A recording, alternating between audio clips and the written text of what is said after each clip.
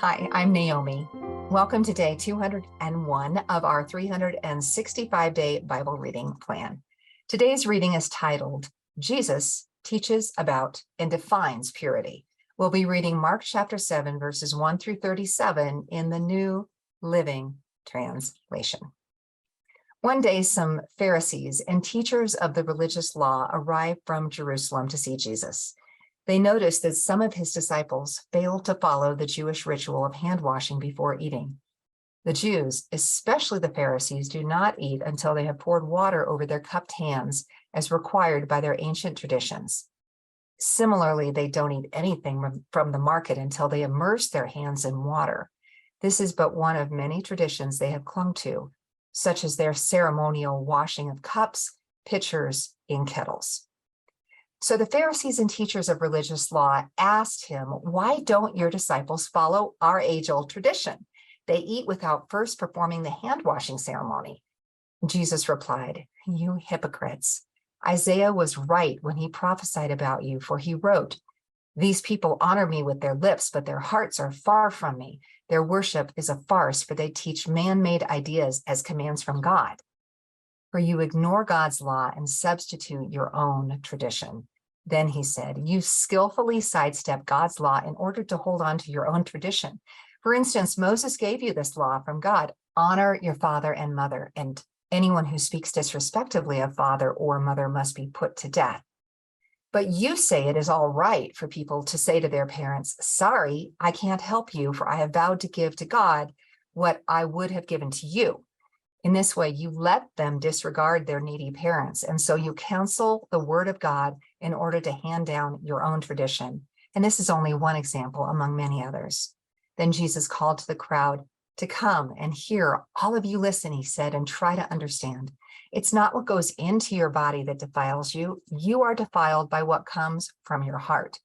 Then Jesus went into a house to get away from the crowd, and his disciples asked him what he meant by the parable he had just used. "Don't you understand either?" he asked. "Can't you see that the food you put into your body cannot defile you? Food doesn't go into your heart, but only passes through the stomach and then goes into the sewer." By saying this, he declared that every kind of food is acceptable in God's eyes. And then he added, "It is what comes from inside that defiles you, for from within, out of a person's heart, comes evil thoughts, sexual immorality, theft, murder, adultery, greed, wickedness, deceit, lustful desires, envy, slander, pride, and foolishness. All these vile things come from within. They are what defile you." Then Jesus left Galilee and went north to the region of Tyre. He didn't want anyone to know which house he was staying in, but he couldn't keep it a secret. Right away, a woman who had heard about him came and fell at his feet. Her little girl was possessed by an evil spirit, and she begged him to cast out the demon from her daughter.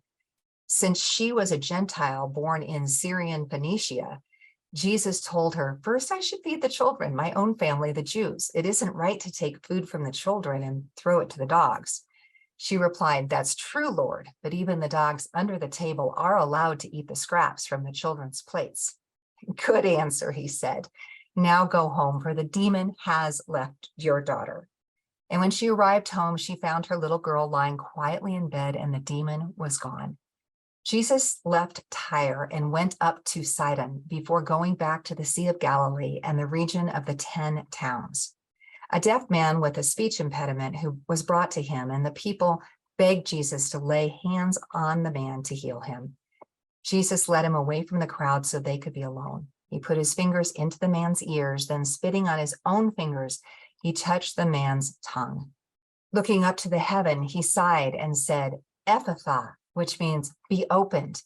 Instantly, the man could hear perfectly, and his tongue was freed so he could speak plainly. Jesus told the crowd not to tell anyone, but the more he told them not to, the more they spread the news. They were completely amazed and said again and again, "Everything he does is wonderful.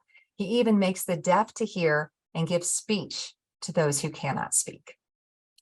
Thanks for joining us for today's reading. And remember, everyone has an invitation to sit at Jesus' table.